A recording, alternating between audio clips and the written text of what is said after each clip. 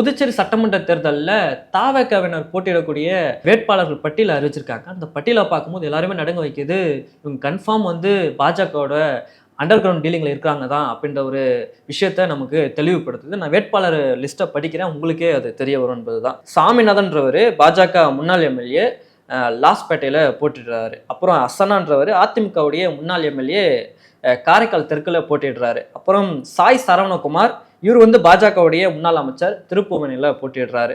அப்புறம் ராமுன்றவர் பாஜக முன்னாள் நிர்வாகி மணவெளியில போட்டிடுறாரு.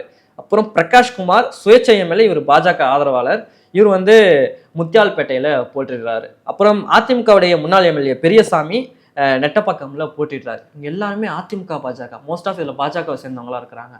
அப்ப இதுல இருந்து நம்ம நல்லா தெரியுது, தாவக ஏதோ ஒரு வகையில பாஜகவோட தொடர்பு வச்சிருக்காங்க, கள்ள தொடர்பு வச்சிருக்கிறாங்க என்பது. ஸோ இதுதான் இந்த அரசியல் களத்திலேருந்து தாவக நம்மளால புரிஞ்சுக்க முடியுது.